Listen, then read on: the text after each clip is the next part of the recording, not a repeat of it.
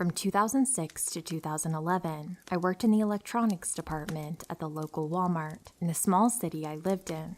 Through those 5 years I had worked there, I had plenty of creepy encounters with strange customers, especially considering the state hospital was directly across the road. This story isn't just a regular old creepy encounter, but something that would lead me to being stalked for nearly a year. It all started in 2010, on a night I was working second shift. I was doing my end-of-shift ritual when a woman in her late 40s interrupted me. She was with a little girl, no more than 3 or 4. "Excuse me, I need help with my cell phone," she spoke softly. She proceeded to tell me her problem.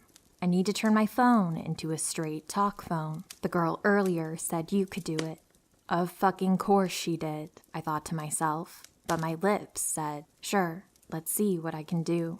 She handed me a 6-year-old phone from Verizon, and I knew as soon as I saw it, I wouldn't be able to do what she wanted. I explained she would have to buy a new phone from Straight Talk and transfer her old number. Basic shit, really. Now, I always took my job seriously and held myself to the highest standard of customer service. I would often receive letters to the store from customers complimenting me. So, I assure you, I did nothing to actually piss off this lady. But sure as shit, she was pissed. Why the hell would I buy a new phone? I already have one. She's screaming at the top of her lungs. Her claims of me upselling her and being a corporate goon. I finally managed to defuse the situation, and as she left the department, she gives me the classic, "You'll never get a job in this town again."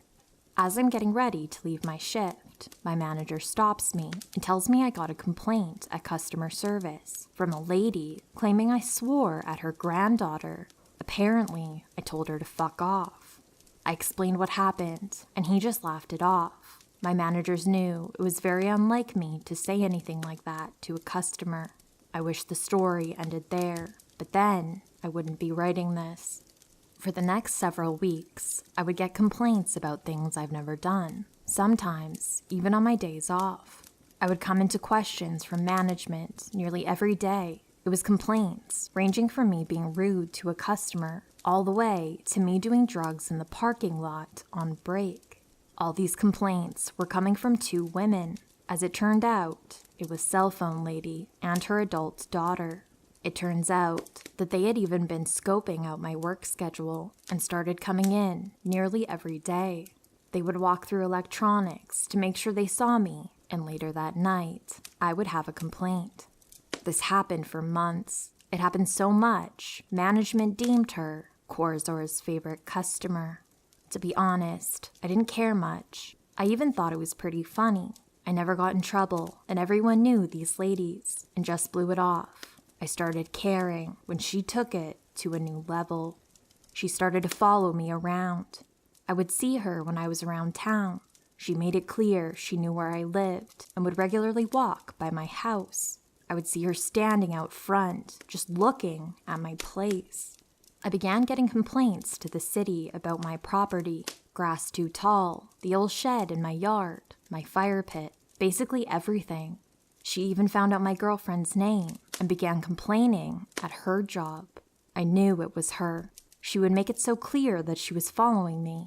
Sometimes she would stop in and ask me questions at work and act like the nicest customer. A few times, she asked me things like, "How's your girlfriend?" Or my favorite, "How can you afford that big house on your little Walmart wage?" For about 7 months, she stalked and slandered me. I started telling her I knew what she was doing and to stop, but she played it off. I couldn't report her. She never once threatened me. She was just making my life hard. By this time, everyone in my life knew about this nut job. One night, I'm grabbing dinner with my friends from work, and we're joking about it, when someone says, "What if you just counter-stalk her?" At first, I thought it was a terrible idea, but they convinced me it would work, and they would all help me. So, we hatched a plan, like something you'd read on r/pro revenge. It went as follows. Find her job, find her name and address, make complaints in the same manner as her, find out all the rumors she's told about me, make it clear that we know, show her that we have numbers. I found out her information easily enough. Turns out she didn't live anywhere near me. I was even friends with a few of her coworkers. They would keep me informed on crazy shit she said about me, and even told her to stop. We began doing exactly what she was doing to me. We did this for about 4 months. The more we dug into her life, the more I found out about how obsessed she was over getting me in trouble. She had claimed that I assaulted her. She urged others to report me and follow me. She told the police I was a potential drug dealer. Eventually, we won though. She started putting together that there were 6 of us digging into her life and asking questions about her. My last month at work, I didn't get a single complaint. In fact, I never even saw her anymore. The day after I quit though, I heard she was in the store complaining about a new person after asking one of the managers why I quit. I'll honestly never understand why she was so hell-bent on destroying me. I just told her to buy a $20 prepaid phone.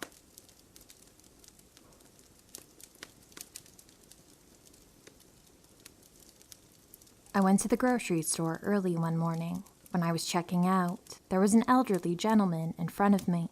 He was wearing a veteran's hat. He started making casual conversation with me about prices and how when he was young like me, the prices were super low. He was much older, so people around him, the cashier and some other gentlemen, helped him bag his groceries. He didn't have much, but it was hard for him to keep his balance. He almost fell at one point, held onto my arm, and apologized to me for doing so. I told him that it was okay and to have a great day. I also didn't have many things, so I began to walk out of the store and eventually caught up to him as he could not walk very fast. I asked him if he wanted me to walk him to his car, and he told me that he had rode his bike because he was forced to turn in his driver's license due to his age. I was impressed that he had rode his bike and asked him where he lived. He told me he lived about 15 minutes bike distance. I asked him if he wanted a ride. He was elderly and didn't seem like a threat. He accepted, so I popped my trunk open so that he could put his bike in. We were struggling when another man who was about to walk into the store saw and helped us. He thanked the elderly man for his service and proceeded to go inside. On the way, he asked if we could stop by Carl's Jr. to get a new combo his wife saw on TV and had asked him to bring her back one. He called his wife and asked her what the name of the combo was. Once we got to the drive-thru, he ordered and I offered to pay. He thanked me again. On the way to his house, he asked me what I do for a living. I told him I'm a paralegal, and he asked for my number because he was trying to sue the state of California and a detective who is now retired. I gave him my number and then asked him about his potential case. He then proceeded to tell me that he had been in jail in the 70s for a false R-word allegation and that the detective working on the case really had it out for him. I was shocked, but working in the legal field, it is not uncommon for me to see these types of situations. When we got to his house, his wife was waiting outside. She was also elderly. She thanked me for giving her husband a ride and seemed excited to have someone there.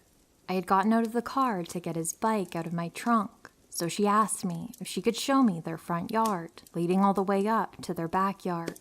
She said her and her husband worked on their home for many years. She seemed very proud of her home.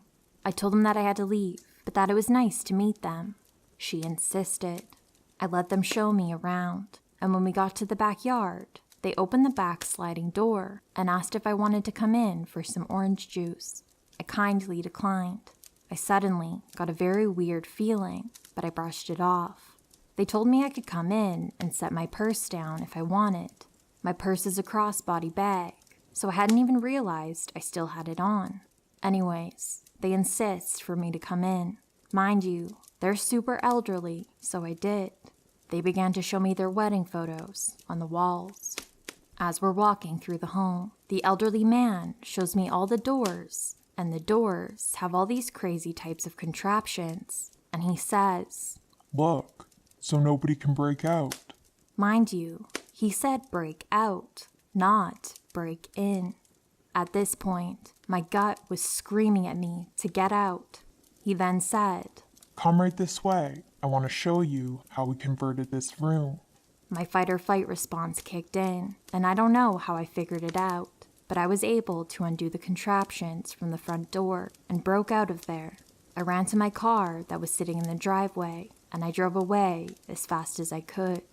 I went the opposite direction from where my house was, but all I cared about was getting as far away as possible, fast. When I got home, I was shaken. I got several phone calls from him and voicemails asking why I had left so sudden and if I was okay. I blocked his number and called my cousin to tell her what had happened. Was I almost kidnapped? They were extremely old, but maybe someone else was in the house. Maybe someone much younger and stronger. Something just didn't feel right. Edit. They also told me they didn't have any children. When I did some research online, I found that they do have a daughter and a granddaughter who happens to be a local news reporter here in town. The fact that they lied about that only adds to my suspicions.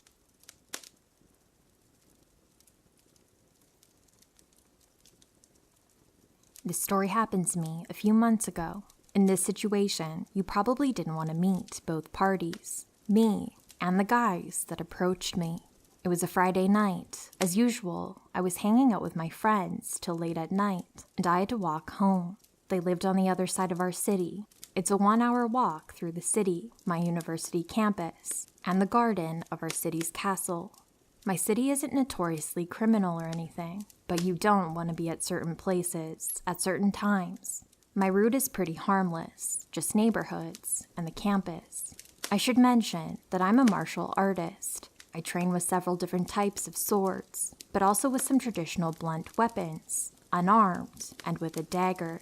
One of my friends is also my apprentice. We train each Friday before we start chilling with the others. That's why I always have a dagger with me on Fridays. The dagger is a Japanese tanto and is also shiko mizue, which means that it looks like a 40-centimeter straight black stick. Since I've had people try to rob me 2 or 3 times in the past years, I hold the sheathed tanto in my hand when I walk home. It looks completely harmless, and I can even walk past police. Carrying bladed weapons openly is illegal in my country. Now to the situation that happened. I was walking through my campus as usual, and everything seemed normal. Some drunken students walking to their dorms, just like every Friday. But then, I walked past the building of my faculty. I don't want to go into detail of what I study, but my faculty is for chemical and biological science. The entrance of the building is also the part where the inorganic chemistry has its labs. Those labs were getting an upgrade, so there was construction at the side of the building for the workers. I glanced at the building with the construction and saw 2 people hushing away out of my eyesight. It was in the middle of the night. They weren't workers. I stopped and stared into their direction. They thought I walked away and came out, but I took this opportunity to take pics of them. They ran away, or at least, that's what I thought. Thinking my work of scaring them away was done, I continued walking. Suddenly, I heard steps behind me and 2 people talking to each other. They were maybe 3 meters away from me, and I hear that they're shit-talking me, making plans to attack me, and making jokes about the dildo I'm carrying. I'm a bit intimidated by their threats, but the homophobic jokes made me angry. I turned around and stopped walking. They also stopped. At first they looked at me as if I were an easy victim because they're a little bit taller than me and they're 2 people. But their confidence shattered when I pulled the blade out of the sheath and said loud and angry, "This is not a dildo." Walking directly to them and having the tip of the blade at one of their chests. Those guys were frozen because they didn't expect this. I looked harmless with my polo shirt and my campus backpack, but I'm not. Of course, I wouldn't hurt them. I then just lied and said that I'm a person working at the institute and that they're no longer allowed to enter the university property and that I will call campus security. They sprinted away and I never saw them again. I'm sorry if my English isn't the best. It's not my first language, but I hope the post is nevertheless understandable, that you enjoy the story. My friends and I laugh about this event now, but at the moment, I was full of adrenaline because they could have been armed just as well, and they planned on beating me up.